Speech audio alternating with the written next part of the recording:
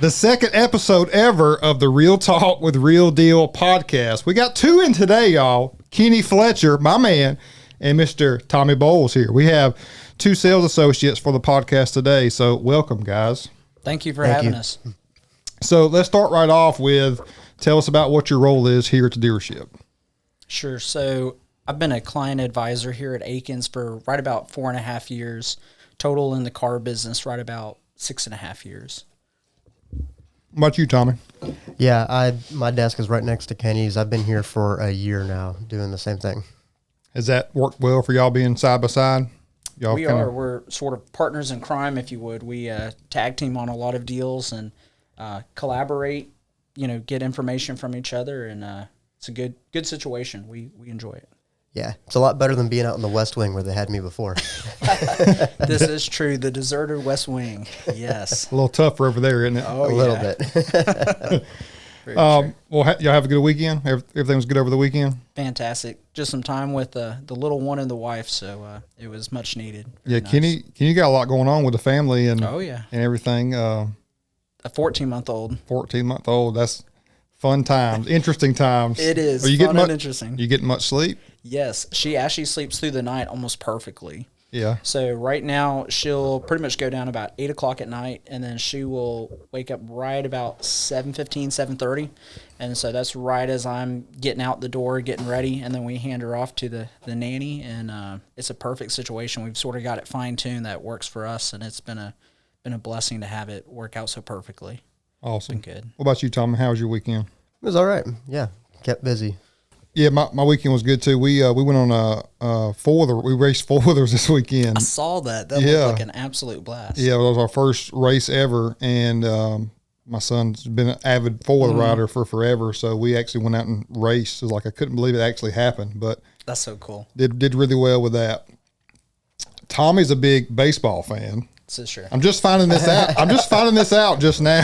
Tommy's a big baseball fan. I'm a big baseball guy too. Yankees. Yep. Yes, sir. The Yankees. It's not a secret on the sales floor, though. Everybody knows it's about Tommy. Okay. Are you an Aaron Judge fan? Yeah, I hope he stays. I don't know if he will, but I hope he does. He's doing some.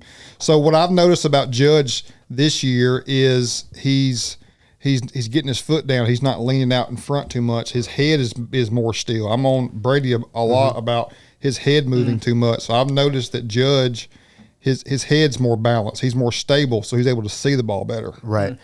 And he's moved his hands closer to the plate a little bit, even though he stands farther away from it. Yep. And his front foot isn't as open as it was a couple of years ago. He's closed his stance up a little bit. So those fine-tune adjustments make a big difference.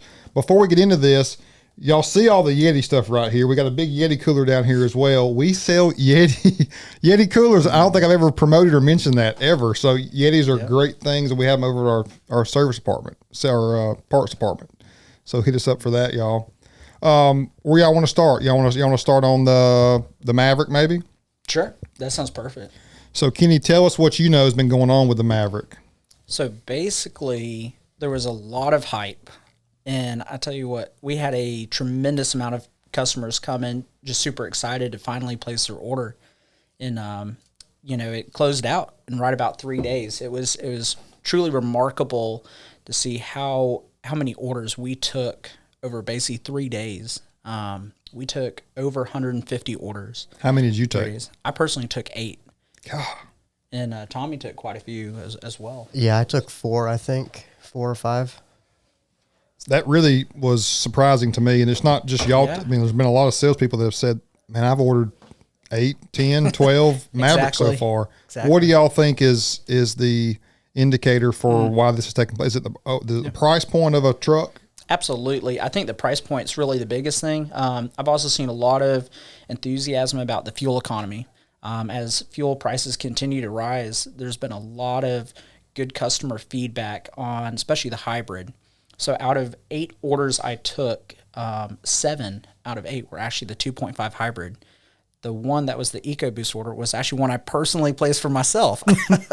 So pretty much everybody was getting very hyped about the 2.5. And the interesting thing I should say for 23 is actually it's the same cost option. So you would think, in my mind, a lot of people would go to the 2.0 EcoBoost because more horsepower, more torque, and it's a no-cost option. But actually, the hybrid was the one that prevailed, I think, with most of our orders, and I think for Ford in general. Right. Are you seeing the same thing, Tommy? Or mine were kind of opposite. Most of mine I took were actually the 2-liter, but I had 4 orders, so it wasn't like I had a ton in there. But most of the phone calls I took were people wanting hybrids. Got you. So I guess the thing that entices me about it is the overall interior is more robust than the Ranger.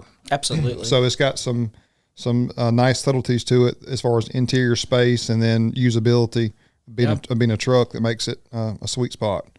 Like 1,500 pounds on payload, I believe. Give or take 1,500. Yep. But let's talk a little bit about what has recently transpired. Can you tell us a little bit about what has taken place, about the orders and so forth? So basically, Ford closed the order bank much sooner than expected. We were thinking it was going to stay open at least a week. From what Ford had told us, they were going to give us a week heads up, a notice basically, when the order bank was going to be closing, and that got dramatically reduced just because of the influx of orders. From what we've been told is basically 4,000 Maverick orders went in an hour, which is just absolutely insane. So basically it cut back the amount of time that order bank was open just because of the massive amount of influx of orders.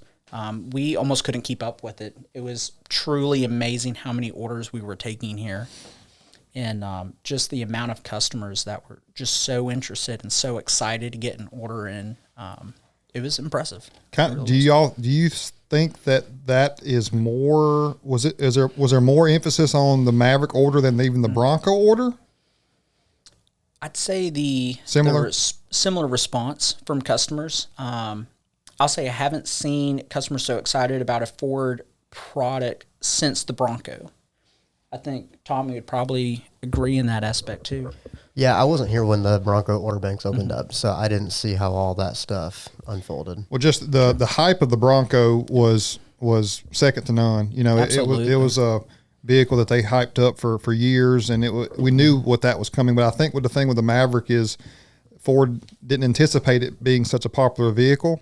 It's true. Because it's, I guess, similar to the Ranger, and the Ranger hadn't just, knocked their socks off as far as overall sales. So something that's actually another segmented small truck that's done above and beyond. So kind of a boo-boo on the orders, but a good thing nonetheless that there's so much interest in that. Because really the only direct competitor that the Maverick has at the moment that I know of is the Hyundai Santa Cruz, right? Which I don't think people have really gotten hyped or excited about that, and you don't see many on the road.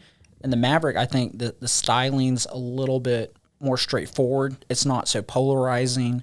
And also, again, the price point, you can basically get one starting out right about $20,000.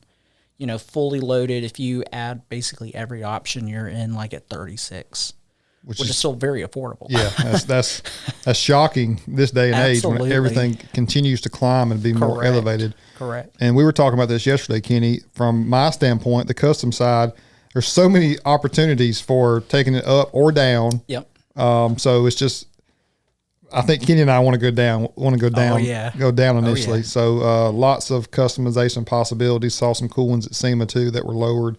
Kind of got the brain rolling there, but there's a lot of potential in the Maverick up and coming. Oh, absolutely. And I think that was something that Ford was very smart to design into it was, it almost looks like you could add an ST trim level and it would be right at home. Yes. And I think Ford potentially, maybe 24, ST could potentially be a trim level because I think people would respond very well, especially in that price point, because you no longer have the Focus ST and you no longer have the Fiesta ST. Yep. So it'd be a cheaper price point to get a lot of performance into, and I think people would respond well, especially to a lowered one.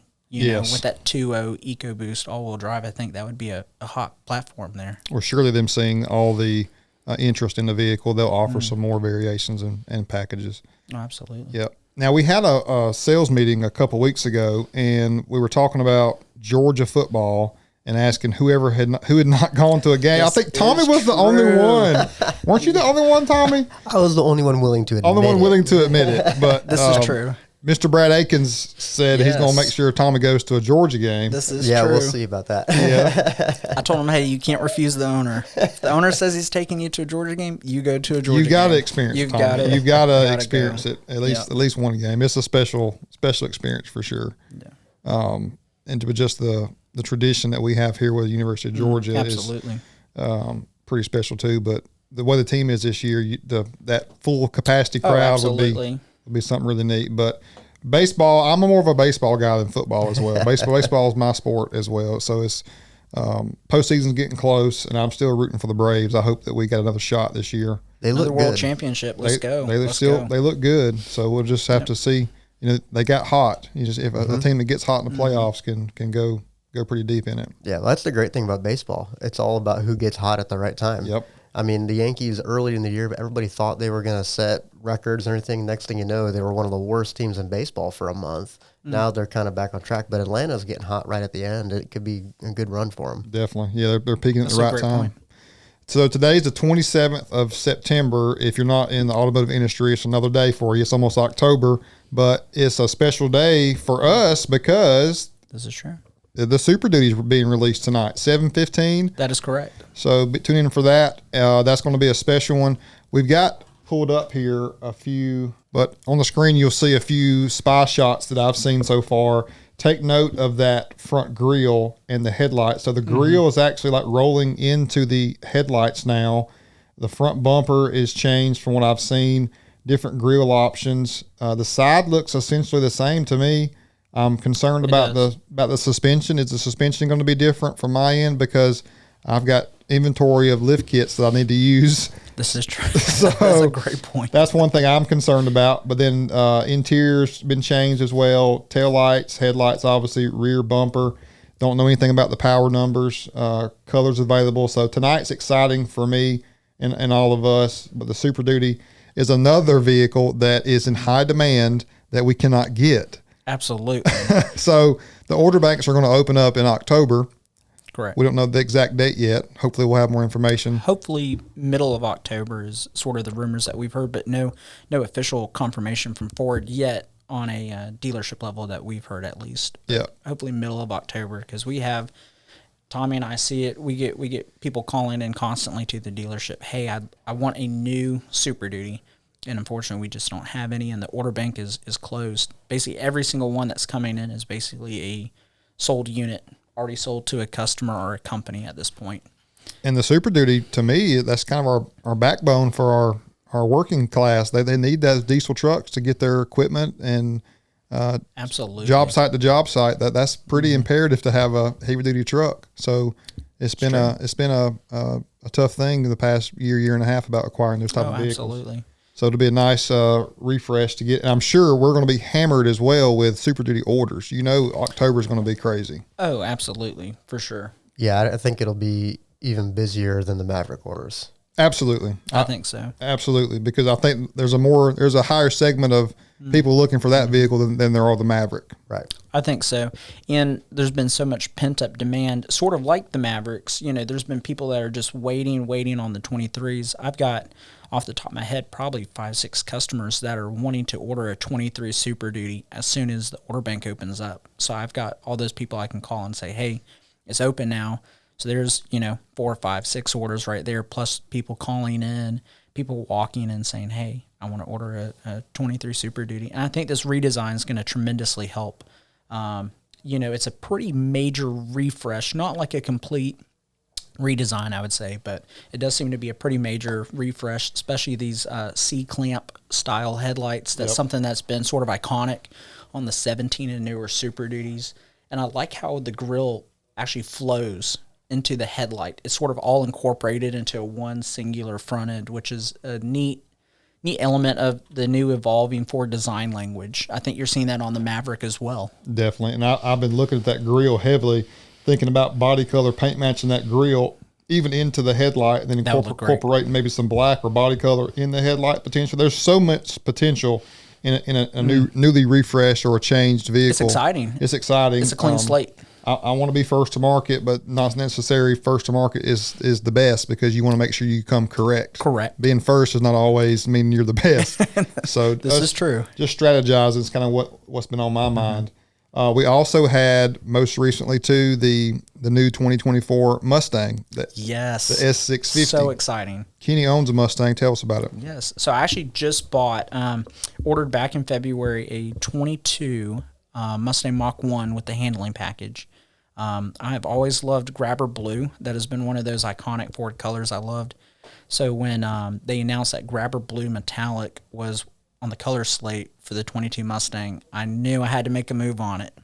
So I sold all my other fun cars, consolidated some money, and basically placed an order in February. Came in right about the end of July, and I've loved it ever since. It's just a gorgeous looking car with those handling package wheels, Tremec 6-speed from the Shelby, and then you get a lot of GT500 and GT350 parts, especially like the GT500 spoiler at the rear diffuser, the exhaust from the GT500. It's a parts-bin special car, but they're choosing really good parts, so I don't mind that. And that Grabber Blue to me is an iconic color. Absolutely. You know, they kind of like the lead foot or other colors. They'll give them to us for a little while, then they'll take them away. Correct. The Avalanche Gray is coming back for the Raptor for 23. So excited about that color. So I love Beautiful seeing these colors come back. And when I saw your Mustang first, I was like, oh my gosh, unbelievable. And the Mach 1 Mustang is the most legit naturally aspirated 5.0 Mustang ever. I mean, it has got, as you mentioned, the parts that are chosen on that package make it the most legit there is. Absolutely. And I'm so glad you got a manual too. Oh yeah, I had to have it, especially when it's the Tremec. You know, I'm not as big a fan of the Gertrag MT82 and the normal GTs, because you have issues getting locked out of first and third gear, which I previously had a 14 with that same transmission. And, you know, if you're doing some pulls, you know, and going for it, it's not fun getting locked out of those gears. It's slightly embarrassing. And the transmission seemed like it had a lot of flaws. And honestly, Ford probably should have done something about it before they brought it to market. Now, the good news on the 24 S650 is apparently they have revised and refined that Gertrag MT82 that will be in the GT.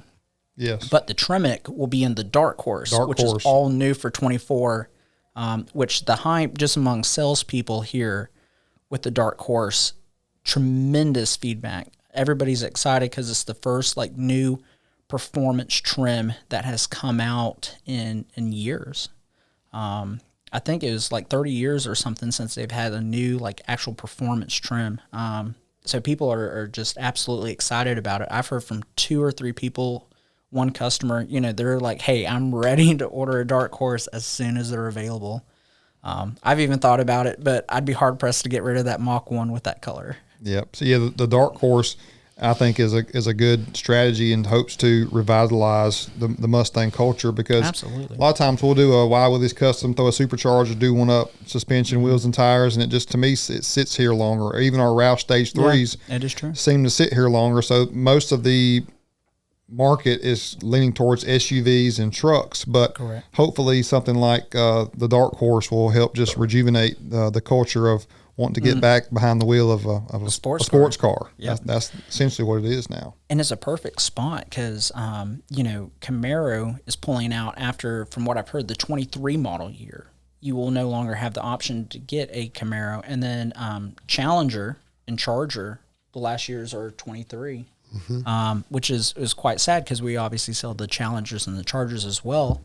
And Neal and Willies have done some really great work on a lot of the Challengers, especially IBOC lowering kits, you know, and various other parts, exhaust systems. I've seen them do some really good work on the Challengers. Absolutely, yeah. And that's kind of it hurts my heart that they're going away. I kind of want to order one of those as well. Yeah, I mean, like absolutely. A Hellcat or a 6.2 or Scat Pack or something. You know, I think that's a 10-year car down the road that if you hold and don't put a lot of miles on, it will be worth a lot. Collectability for sure. Yeah, and that's one of the most, the Challenger's one of the most nostalgic muscle car absolutely vibes out there. I think it has a great retro muscle car appearance to it and feel and lots of power. I think they do the best on retro styling. I think nobody has done it as well or successfully as the Challenger. I mean, it looks almost identical, other than maybe a little bit larger, but it's almost identical to, 1970, 1971 Challengers. It's just so retro, and people love it. Definitely. We sell a good bit of them. As many as we get in, I mean, they sell. The Challengers especially do not sit on the lot long. They do not. So the thing I like is that the performance aspect of the automotive industry is not going away. Even the electric vehicles, they're pushing high power or high horsepower, quick 0 to 60 times. You've got the Raptor R coming, which is exciting. So many vehicles that they're pushing performance. So that's exciting to see. Tommy, what has been your favorite vehicle that you've seen either Wild Willies do or just a standard stock vehicle? What are you drawn to? Favorite vehicle? I like the really classic look of like an F-150 King Ranch where you level it, put 35s on it, but keep the stock chrome wheels on there and just do it real simple. I like that personally. I think that's kind of what I would lean toward. But with these, like the sports cars, that sort of thing, I think people are kind of ready for a more modern look, though, the sports cars, because a Challenger, Charger, Mustang, they're all kind of aging a little bit. So I'm excited to see what that new Mustang looks like with that, though. Yep. And so as you see on the screen here, we've got some interior shots of the Mustang and just the full digital cluster and your infotainment center kind of going straight across the top. Just a lot more technology involved in the S650, even compared to the 550. 13.2 inch center screen. That's impeccable. And then just more, as you say, Tommy, more jagged, sharp, modern appearance attributes of the exterior and interior. Some unique colors, like some of those dark horse colors, really seem to accentuate the body designs and lines of it. It looks the grille is bolder, taller, and wider. It looks much larger, maybe a lot larger, 15-20% larger, I'd say, than S550. They started with the Camaro shade instantly, and I was like, well, there's not going to be a 24 Camaro. Right. To me, it has more of a Charger front end. Like, I'm looking at this shot right here at the front, I see more of a Charger almost. Like the headlights, especially. The headlights. I do see the Charger almost style headlights. Yeah. And some of the attributes in the grille as well. But I'm excited to see and sit in it with the Recaros and the 500 horsepower, naturally aspirated. Oh my goodness, yes. Truly impressive. So we're really excited about that Mustang. One thing I'm extremely excited about is you have the dual intake manifold. Yes. That's never been done before on a Coyote. That right there in itself is just so exciting, so neat from the aftermarket standpoint of doing, a dual cold air intake setup. Yes. And not to mention, it's just beautifully aesthetic when you open that hood and you see dual intakes in the front. I mean, it feels almost supercar or hypercar like. It's just a neat design idea, and also performance, for sure. I was studying the pictures of that, and you see the dual intake on it. It has like the part ribbing, part that bends has the ribbing in it. Yep. So that's just a way for air to get trapped or diverted to not go as efficiently. So I think you could push it to 530 on the horsepower pretty easily, doing a few simple mods. I think would be a pretty gnarly thing to do. Oh my goodness. Yeah, the aftermarket potential just from the engine bay standpoint seems there's just so much that's exciting and new that hasn't been done before on a Mustang. Right.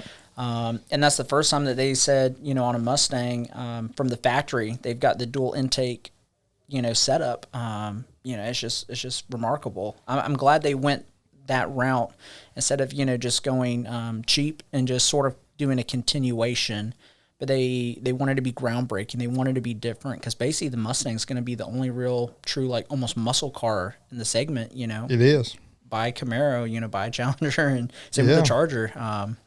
It's sad, but, at the same time, I feel like the Mustang's going to have to appeal to a wider base of people. So it seems like there's just a lot more options now on this S650, which I'm excited about, especially the Recaros. I'm super excited to see. It looks like, based on what I've seen, they're going to be heated and cooled, which is, for me, huge. I would have bought Recaros on my Mach 1, but I really wanted the heated and cooled function, especially the cooled. We live here in Georgia, and in the summer it can get quite brutal. Yes. So cooled Recaro seats just sound amazing, and that's something that would almost make me potentially interested in buying a 24 Mustang, just almost from that standpoint. Heated and cooled Recaros, I mean, that's amazing. Huge. So we're coming up on, I think the 25 model will be 60 years.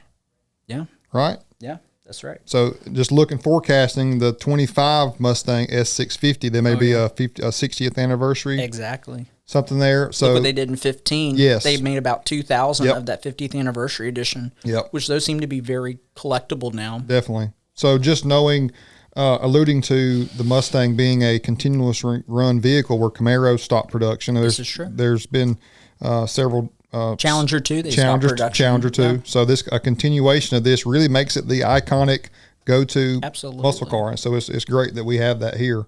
I think best-selling sports car of all time, if I remember correctly, of all time. Yep. And it could be the last V8 we see in a sports car for a long time. Absolutely. That is very true. Yes. So I love being in this industry. I know, Kenny, you do too. Tommy, have you enjoyed working here at Akins and being in the automotive industry? I have. It's been a sharp learning curve trying to keep up with everything. I'm sure. Changes constant. There's a lot going on in any dealership, but especially here.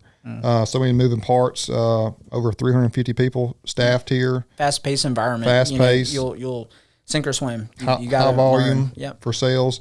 And we found a way to continue to be successful and sell a lot of cars. Even with the shortages, and you can always make an excuse. Well, we didn't have the inventory. We were challenged. We had the COVID time period. We had all these things going on. Well, we did the best we could, but we've still had some record months here at the store. Oh, absolutely. All through that. So that's a testament to the dealership here. So what, Tommy, what have you seen this made this place special to you? What have you seen this kind of separated us? It's amazing to me how much repeat business we get through here, repeat and referral business where, you get the internet leads and you get the news stuff and everything, but the amount of repeat business here is crazy. I've worked different sales jobs and never seen anything quite like this, where you got some sales guys who've been here 20, 30 years and their phone rings because people call them. They're not looking for the new business because they got so much repeat and referral business going to them. I think that speaks a lot to how this dealership does business, looking for that long-term, trying to build relationships with your clients rather than just sell the car and move on or try to make as much money on every deal as possible. Correct. It's sort of an atypical approach to car dealerships. I found, having worked at a dealership prior to Akins, I sort of had a good feel for what is different about Akins. And Akins truly is a family-run business, a family store, and we genuinely care about the customer. We genuinely do. We want you to have a great experience. We want you to tell friends and family. We want you to send people to us because you trust us and you feel comfortable sending people here. We feel like that's a huge part of the business here. And Tommy's 100% right. A lot of these older salespeople here, they primarily just do repeat and referral business, and they can sell 15, 20 cars plus a month purely off of repeat and referral business when, most salespeople in the car business stay at a dealership no longer than 1 to 2 years is really industry standard. So to have people here, 15, 20 years, one guy here almost 25 years, it's truly amazing. I was shocked when I started here. I was blown away by that because of the amount of turnover I saw at my prior dealership. It was a breath of fresh air, and to know that we do things differently on purpose, there's a reason behind it. It's refreshing, is what I would say. Definitely, yeah, and I'll share my sentiments on that too. Absolutely, stability is key. If you can have stability in a establishment and know that they're going to be there for you and support you, and you can pour all your heart and soul into what you're doing on a daily basis, and just know that you're going to be here for the long term as long as you take care of things as you should. It means everything. And I sold for 6 or 7 years as a salesperson as well, and I look back at that now and I'm like, if I've found my true passion in home and doing what I'm doing for a while, Willies here at Akins, but if I had to go back and do it again, I wouldn't go attack and try to be a sales manager or go to finance. I would have stayed as a salesperson. Absolutely. Because after 2 to 3 years of consistently taking care of customers, doing your follow-ups, doing all the consistency that you need to do day in and day out, you really can be successful, and you really can get that repeat business coming back to you, to where you're not having to be just watching a lot or doing things the hard way. You can really build up a clientele that they trust in you and the establishment, and just come right back to you. As long as you take care of them, they'll take care of you, has sort of been my philosophy in the business. And, God's been so good to provide, and for Akins and myself, it's been great. I've enjoyed the Akins customers, and it's so nice seeing repeat customers come back and see you. It's sort of just familial. You're excited to talk to them about, their kids, what's going on in their life. It's not so transactional. Right. It's where you're actually genuinely excited to see and talk to that person, and make it more than just the car purchase, where you're actually getting to learn about their life, what they're excited about, their hobbies, their passions.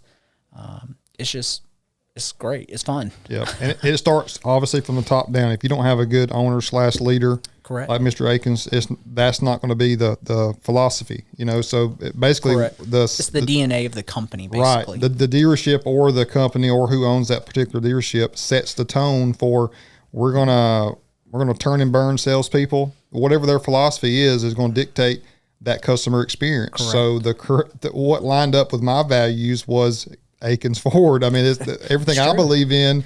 It's important to work for a place that has similar goals and values that you have. It aligns, and then the customer benefits from that. Plus 100%. You're just happier as a human being, knowing that you're at a place that shares the same sentiments as you do. And they care for you, and then you care for the customer. It's sort of a trickle down effect. Because I think as long as they're taking care of you and you're happy, like you're saying, you're going to take care of the customer, and they're going to be happy as well. It's just that trickle down effect. I think that's important. Definitely. Absolutely. So, we're sitting here, the two mics that y'all were talking on, a cool little story here. So, I acquired those from a friend, Mr. Tommy, hooked me up with some equipment here. So Tommy came in here, saw my setup, and he's like, dude, I got a couple of mics and a couple of road stands and everything. And I was like, dude, that's perfect. Cause honestly is a great setup. Yeah. I was needing a third mic setup. And so it just worked out perfectly.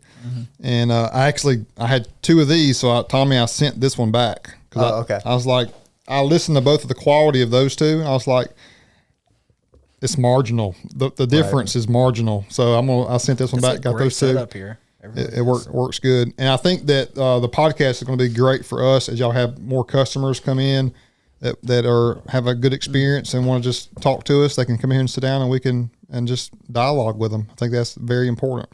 I think that will be a great, unique setup. I don't think many people in the automotive industry are doing that, and I don't think many dealerships at all have a podcast. No, well, I was stressing about this for about 6 or 7 months. I knew that the market was going to that, and the long form content is heavily watched as far as podcasts, and I like to chop up these podcasts into short form. So I was like, I have to be the first. I have to be the first to get a podcast in the automotive industry. So I was like, I love it. It's groundbreaking. I was stressing and looking around, making sure, but we'll maybe graduate to a different setting. I'd like to get a couch where y'all are at. Yeah. A couch right there would be, yeah. And then maybe we can get to where we have somebody bring us some water or something, or I don't know. There we go. As we grow, we'll continue to expand all this. You know what? I'd be curious to know when you have some of these big F450s and stuff like that people do.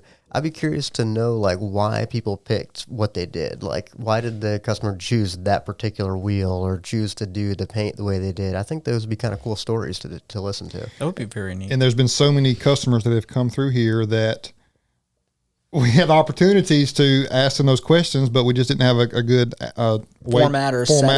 setting to do it. We're always on the fly out there, windy or in a rush. So we'll try to get more people in here.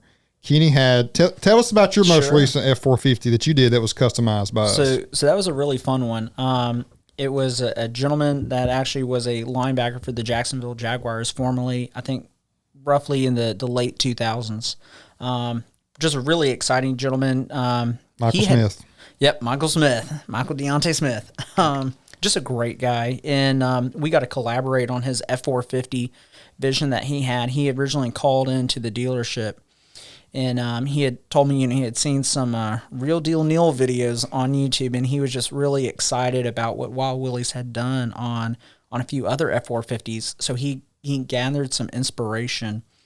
And so Neal was able to lend a ton of guidance to him, and we basically put him together a midnight reserve package, which basically for you, it's wheels, tires, custom paint. We've incorporated the Starliner headliner, and we made it just a really unique truck, custom to him. And we were actually even able to incorporate his company logo into some custom-made side emblems. And the truck just turned out absolutely gorgeous. One of my favorite builds that we've ever done here. Just a really, really fun experience. So, Michael, he's a great guy. And to answer your question, Tommy, a lot of people, like I have a lot that goes on in my mind about design and how to build and why to build. I've always been super detail-oriented, not just on vehicles, but everything. And it's just kind of fell in my sweet spot here. So we designed and did the Midnight Edition way back in the day. Soggy Bottom Outfitters in Alabama bought that one. He saw that video, Michael did. And then our customers are just phenomenal. He was like, they are. I want to top that one. A lot of our customers see some of our design aspects and say, I love what you did here, but I'd like to tweak it this way, or I'd like to go with this wheel, exactly, or let's change the paint to this, or what do you think? And I'm a big advocate for not doing cookie cutter builds. I want every 100%. Single vehicle to be different. I don't want to do two alike. I want them all to be different in some sentiment. That way the customer knows and his satisfaction is going to be higher. It's a one-off vehicle, he knows. One of one. Exactly. So Michael, we incorporated his logo. We did like an $8,000 audio system. I mean, truly impressive. I was shocked. The best audio I've ever heard out of any vehicle. It was impressive. Unbelievable. So, just the design cues and the wheel size, we knew that he was going to be in Miami or West Palm Beach with it. He's not going to tow a lot with it. So I always try to figure out and ask, what are you going to use this for? Are you towing? If you're towing a lot, 26s would not be what I personally would recommend. Correct. Even though we have a lot of people with huge wheels that tow a lot. But essentially, a lot of people that buy the 450 don't use them as they're intended. They use them as their like vehicle, a show truck, or daily driver. Even. Yeah, and Michael even told me when I'm in Miami, I don't want to be in a Lambo. I want to be in my big F450. That's my way to roll in style, not a sports car. You could probably fit a Lambo underneath of his F450. Yes. You probably honestly could. Yes. So that truck really kind of holds the title for being the truck of all trucks. It's got, just everything going on with it. If you want the baddest truck out there, it's a big bad F450 Reserve Edition. And the Forgiato wheels, those were custom order, correct? Custom ordered. You're looking at $13,000 to $16,000 for just the wheels. Just the wheels, based on how you want to get them customized and set up. So pretty crazy stuff. I want to tell y'all probably approached. I know how you approach the industry because I did it. You approach the industry. You don't want to show a customer like a fresh up the most expensive vehicle first. Correct. Why is that? Why is that, Kenny? Basically, the reason being is you don't want to get their hopes up too much. If you show them the most expensive, then everything after that and point, it just doesn't look nearly as nice. And and you also want to be respectful of their budget. Yes. That's one thing. I really see my role as an advisor. Yes. I do this for a living. This is what I do. This is my industry that I've wanted to make my mark in. Also, just something I've really constantly want to develop myself, hone my skills. And so I really see myself as I'm here to assist you and help you. You're telling me, okay, these are features, options that are important to me. These are colors I like. But also I want to be respectful on the flip side. Okay, you're telling me this is your budget that you've set. I want to be respectful of your budget and, try to help you accomplish your goals, both on what you want on the vehicle and also on your monetary goals. Yes. And I've seen, and that's very important. It's very important to do it that way on the automotive sales side. Absolutely. On the accessory side, I've learned just from my experience is it's kind of the total opposite. Like I can see that. You could almost, get on off the bad start with someone if you don't show them everything that's possible. If they just, correct, I just want to do a level kit and wheels and tires, and then you do what they asked, and then you come back and they say, well, why didn't you tell me you could do paint and audio and bed correct. Cover and everything else? Tell them everything you can do, and then let the customer tell you no. Exactly. So it's give them all options. It's changed my perspective in the automotive industry as far as the accessory side. In a lot of our customers want to know, that way they can handpick. Yes, let's do this. No, I'll hold off on that. So just having different variations is important, because you want to build the perfect vehicle for that customer by showing them all the options, and they can dissect what's going to fit for them the best. Yeah. When I did, before this, I did suits and clothing, and we did a lot of custom made garments.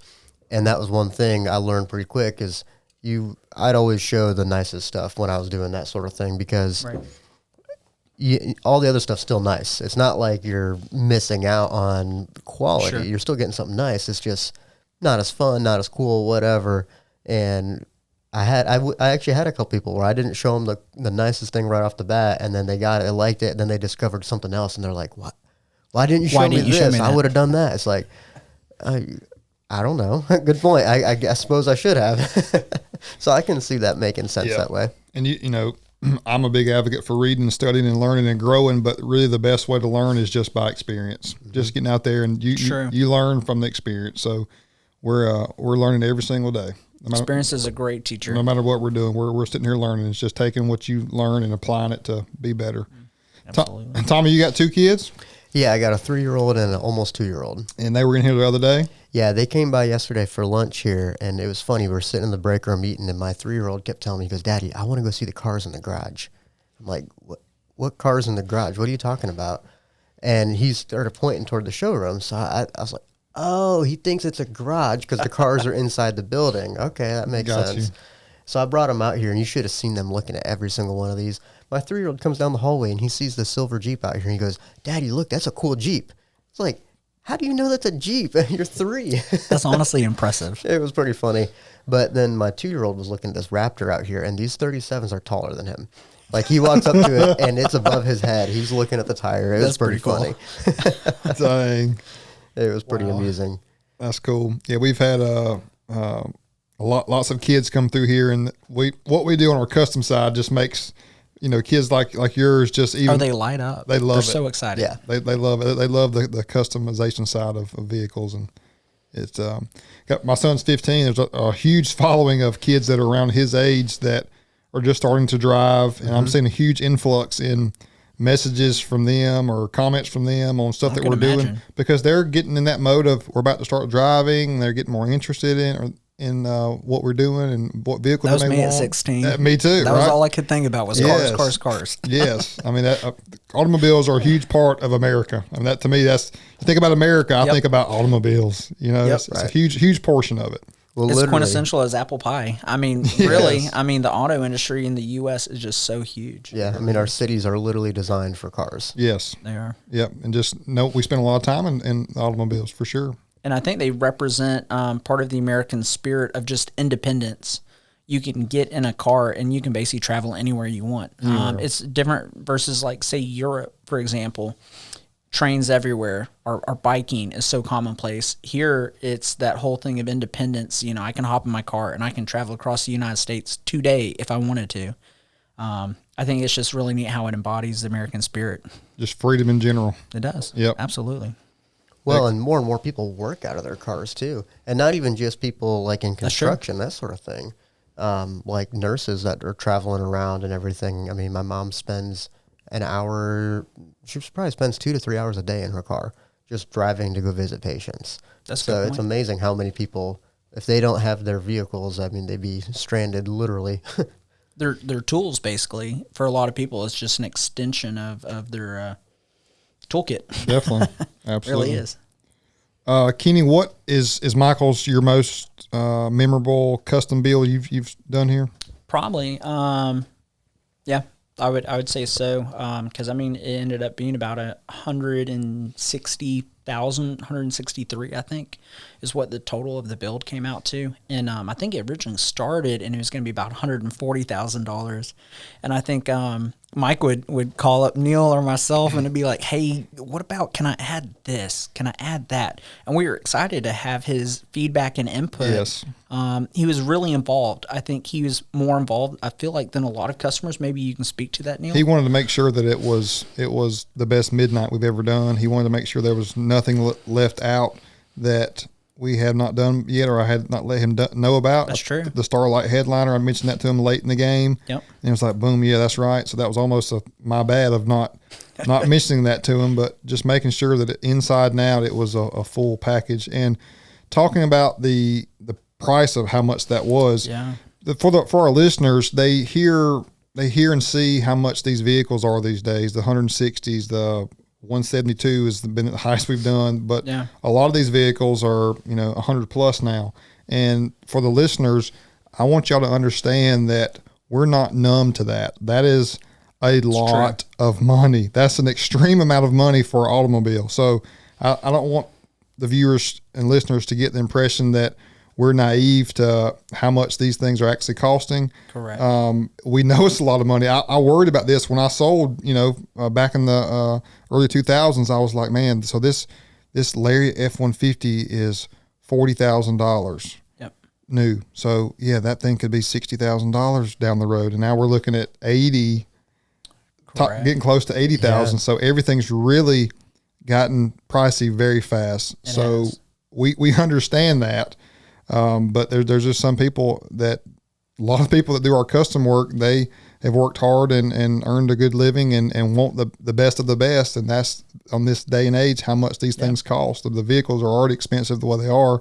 Correct. These 450s are upper 80s or low 90s from the get go. And, it's just it's a tough deal, but, all we can do is offer quality components at the best value possible. We don't want to put a cheap lift on there to keep it at a certain price point. My philosophy is let's put the what we feel is the best way to build this package, knowing that it's going to be a certain price point. But this is our philosophy. It's not cheap as possible to appease that particular market because you can easily upsell. It's all about your clientele. Yeah, to me, I'd rather upsell someone, have to bring them up $10,000 on their thinking to get a better overall lift kit or be happier down the line or component than knowing we had to settle for going a cheaper kit to get in their budget, and I'm not sure if that's going to be the best riding kit or the most reliable kit down the road. So I think just the philosophy that I have and why Willies has is it kind of aligns with Akins. Akins wants to do the same thing. They want to deliver the best customer service, the best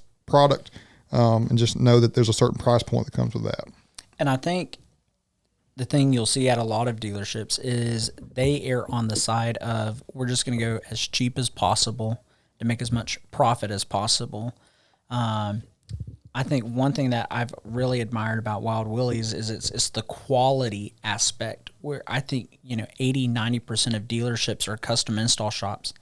Most of what they do is just the cheapest of the cheap. Whatever part it is, they will get the cheapest part to just maximize profit. Wild Willies and Akins is not that philosophy. We truly want to give you a phenomenal custom build. We want it to be extremely nice, but we also do mild to wild. We do a lot of customers that bring their vehicle in. It may be an older vehicle, maybe 10, sometimes 15 years old, and we'll still do a lot of stuff. So we do everything. And that's the thing I love. It is mild to wild. Yes. Anything you can really dream up, Wild Willies can pretty much build it, from custom paint, custom headlights. It's truly phenomenal quality, and a lot of it is show quality. Like a lot of these trucks could be a show truck. It is 100%. So the big thing to me too is being diverse and making sure that we're letting people know, or they see the perception of us as we're not just trying to build F-150s. We're not just trying to build Jeeps. We're not just trying to build 450s. We want to build it all. We want Chevrolets. We want Toyota.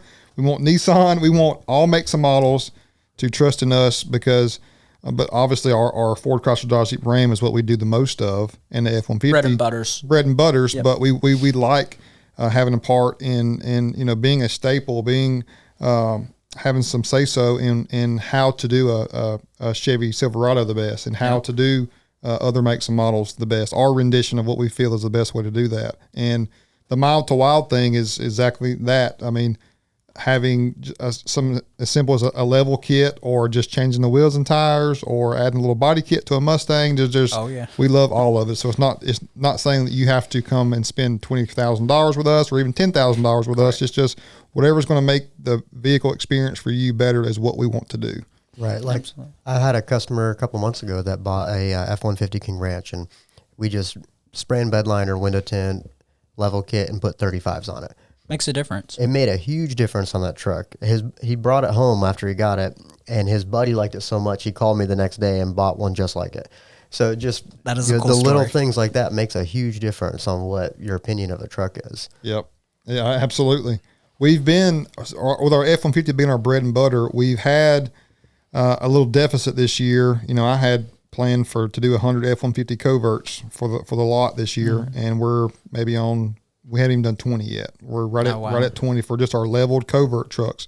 Inventory's been it's been a bear, to say the least. So we've right now we're heavily in Raptors. The strategy that we've put in place, Mr. Akins, to acquiring and being the number one for Raptors has really worked, and we're getting a lot of Raptors in. So we're doing a lot of customizations on Raptors, which has been great. There again, we're in that $100,000 to $129,000 price point segment with those vehicles, but that's been our main focus now. But we do have a lot of customer ordered F-150s that are now coming in that we're doing. Absolutely. And you mentioned Dave Smith from he's like 3 miles down the road from me. He just traded in, Tommy, a King Ranch F-150 leveled on. He put Raptor wheels and tires on there. Ooh, it looks amazing. It looks amazing. I'll show it to you. It'll be on the lot today. But that, to me, that's perfect. You know, that is a unique setup. I like that. No paint work or anything, just leveled with some Raptor takeoff wheels and tires on it on a King Ranch platform. I love it. I think it looks amazing. That's gonna be amazing. Yep. So cool. We've been leaning heavily on ordered customer units to arrive to build some of our visions with, because the lot inventory hadn't been there, so we hadn't been able to do a lot of lot vehicles. So it's fun to see customer units coming in. We've got Frank from Connecticut flying down next week. We've got Tucker Davison from the Los Angeles Angels. We're doing his F-150 right now. When the season's over, he's flying over here. So we've got people coming from everywhere to get their vehicles from us. So that's been really a blessing as well too. Well, and correct me if I'm wrong, but doing these ones specifically for a customer, that probably is a little more fun because you can do more customized stuff than for a lot truck. Because for the lot, you got to be able to sell it to you have to be more conservative. So you can be a little more exciting and do some more different stuff with custom stuff. You're exactly right, Tommy. You have more leniency on the customer units than the lot vehicles, but still some of the lot vehicles, it's important for us, if we get that open canvas, to say, let's make sure we make this, especially this year, y'all, with the limited numbers. If we had 100 coverts to do, 100%. I know I'm going to get 10 black ones, so I can do a few this way and a few that way. If I'm only getting a few amounts of this certain color or vehicle, I got to make sure that it's the best black one or the best showstopper, the best red. Yep. We had a $100,000 race red F-150. That was a good looking truck, but it was $100,000, and it was here for a week. Yeah, it was, and there was a lot of hesitation on that because of the price point. Even on my part, I wanted it to be $99, but it had components that it needed to have, and that was the price point that it ended up at. So again, making sure we're going to put what we feel is deserving on this vehicle, and it's going to end up where it's going to end up price point wise is worked good. But like Tucker Davison, he kind of helped me. I was able to lead him in certain areas, and then he had a few thoughts about how he wanted it to be too. So it's good to collab with the customer. It's fun. It's unique. It's a twofold, because the lot vehicle, seeing that person see it for the first time and fall in love with it is special, but then getting that collaboration with the customer and what we both envision in our mind and actually seeing it completed and then seeing their reaction is really special too. And the reaction is really the best part. It's just amazing when they come in and they're like, oh my goodness, warms my heart when you hear them say, it's so exciting. I don't think there's anything else we could have done to make it any better. That's like we did our job. We knocked it out of the park. We go 100% all the time. Yes. Yeah. Yeah, definitely. I think some of the best reactions for lot vehicles anyways are these Explorers that we've done, because nobody's seen anything like some of these Explorers.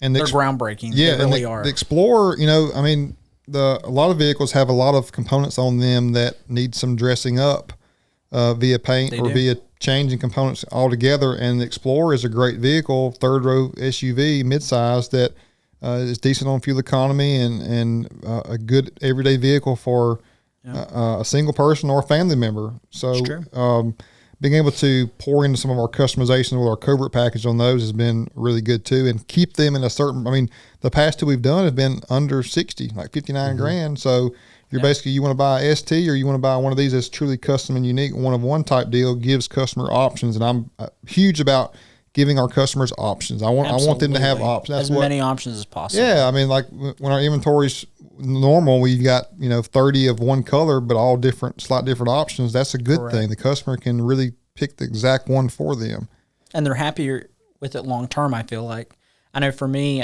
we custom ordered my wife's Bronco in Outer Banks, and I let her basically walk through it and pick the options, and I did the same with my Mach 1, and I feel like you're happier with the vehicle longer, and I think you can testify to that.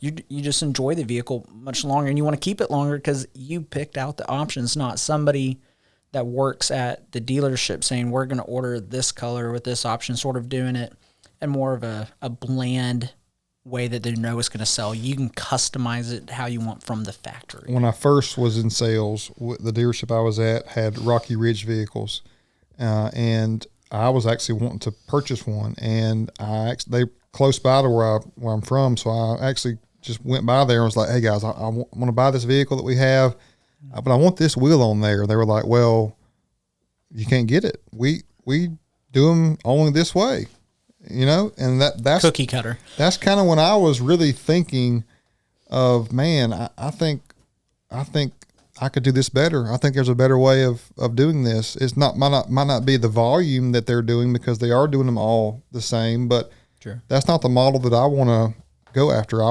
like the you more want them to each be unique to themselves. And I think ultimately that'll end up benefiting us more so, because they're getting so elevated in price point, and how well we take care of our customer, how easy the process is. They can spend just a little bit more time with us and get exactly what they want. Correct. Oftentimes, even cheaper. It's true. And the other thing is, really, these Wild Willies vehicles do not sit on the lot long at all. It truly is remarkable to see how quickly the turnover on these lot builds is. I think we just sold the Bronco Badlands 2-door. On 37s. On 37s. That was a unique build. Loved the Area 51. Just how it was all tied together with the black wheels. It looked good. Absolutely. Yeah, or that Cyber Orange 2-door that we had a couple of weeks ago. So I had a customer. That was sharp. Yeah. So I had a customer buy that one, but he brought it back to have more custom work done on it. So he had the Bronco lettering on the grill taken off and painted Cyber Orange to match. And I'll put a picture. Cool. That's cool. I'll put a picture up for everyone to see. It turned out really nice. Yeah, the tow hooks too. Yeah, the factory tow hook, Cyber Orange, the whole portion of it. See, that's something almost from the factory. I feel like they miss out on a lot of this stuff, but then they also leave it up to the aftermarket community to really truly customize, and that's where Wild Willies ties in perfectly to the OEM. Definitely. So, Kenny, you've been loving the Bronco? You know why I've been loving it? Oh, absolutely. It's she was so excited. I surprised her, actually. So we had, to transfer some money around, move some funds, but I came home one day and she came outside. I told her, hey, the daughter who's 14 months just did something cool I want to show you. She comes out, walks toward me into the grass, and I'm like, hey, turn around real quick. She turns around, sees the Bronco, just absolutely ecstatic. She's been waiting on it since basically January, and it just came in. And so I just wanted to do something special for her. She's a hardworking mom. She takes care of her daughter so well. She's also a third grade teacher. She's been teaching for 4 years, so I just wanted it to be unique and custom to her. So I've really let her take over on what she wants. She's big into tires, not wheels, and she'll tell you that. So we put on some Sasquatch wheels and tires, takeoffs off of a Wild Track, courtesy of Wild Willies. And we also did the, the Raptor style bracket and the Ford Performance front bumper. But we've got a lot of stuff planned for her through Wild Willies. I love going over and collaborating with the Wild Willies team. It's just fun. You can go over there and truly make a unique vehicle. So we've got a lot more upgrades to go. And I've been so impressed with how well it drives too. I mean, just the experience overall from the Bronco is. I'm not knocking the Jeep at all. I'm a Jeep fan, but it really just is a lot more refined. The Bronco rides better. It rides better. It's just the independent front suspension, I think, versus that solid front axle. And it's also just more updated. You know, the Jeep with the JL body style has been out since 2018, and then the Bronco's all new for 21. And one thing that I know my wife loves is the Sync 4 with the 12-inch screen. Because the biggest screen you can get in a Wrangler, not to knock it, but is an 8.4. Right. And, the Sync 4 technology on the Bronco, you've got the wireless Apple CarPlay, wireless charging pad. It's just got some really nice things that you wouldn't expect on an off-road vehicle. Definitely. Keeps it fun. Absolutely. Keeps it unique. Yeah, the technology aspect, if you look at like Toyota vehicles, to me, they're known for reliable. They've got kind of notorious for reliability. You've had them, but to me, their technology really hasn't been coming along progressive as much as Ford has. So I like about 10 years behind. I honestly feel like I own a Tacoma now. I've had a Tacoma prior. They're great trucks. They're very reliable. They're good off road, but their technology is really where they miss the mark. That's where Ford does such a great job, is technology. And also, Fords are very reliable. That's another thing they're known for. I think Ford just does a really good packaging of where it's a package that sort of works for everybody between the reliability, the technology, and also I feel like Ford sometimes a little bit more aggressive with design. Yes. They do a really good job on vehicle design, both interior and exterior. Like, look at the interior on some of the new Broncos. And, like, based on the trim level, I didn't even really think about this when we ordered her Outer Banks. We did the ebony and roast interior, but it's got a brown dash with a metallic flake to it. It's almost like a bronze look with a metallic flake. Very nice. And I was just like, wow, that's a nice little touch they didn't have to do. They could have mass-produced every one of those dashes, and they could have all been the same dash. But no, they're each pretty much unique per each trim level, which is, wow, that's crazy. Yep. Tommy, that was a nice gentleman that you sold that Cyber Orange to. Yeah, super nice guy. Very nice. And he seems to be really loving it. Yeah, oh yeah. He was telling me he had been the first week that he had it, every couple of days he was sending me text messages about it. He loves that thing. It's just got a whole it's different a great color. It really is. Yeah, I love that color. Yeah, it's got a lot of metallic flake in it too. When you really get the sun on it, it's really nice. I know for the viewers, you probably have heard we sold my wife's Bronco, and that was something that we didn't. That was a nice Bronco. We didn't think that was going to happen, but obviously, I'm going to get another one. Oh yeah, yeah, I got to get another one. Got to. But yeah, just had a repeat customer of ours reach out, wanted to get it for his wife. Whenever they came, it's Big Wood Roofing from Idaho, and they came here to pick up their 350 that was the baddest 350 we've ever done to me. So 350 limited single wheel. Antimatter blue. It was carbonized. Carbonized. Okay. Yep. I know the one you're talking about. We did a Carly kit on it. Just phenomenal truck. When they were here was when her Bronco got here. So the husband and wife actually drove that Bronco. I let them drive around the parking lot. Oh, that's so cool. So they actually drove it. I forgot about it. They actually drove it. So when I that's awesome. thought about selling it, they jumped right on it. So that worked out great. But my wife she actually cried. We did a little video of showing all the three, and she gave me the camera back and just started crying.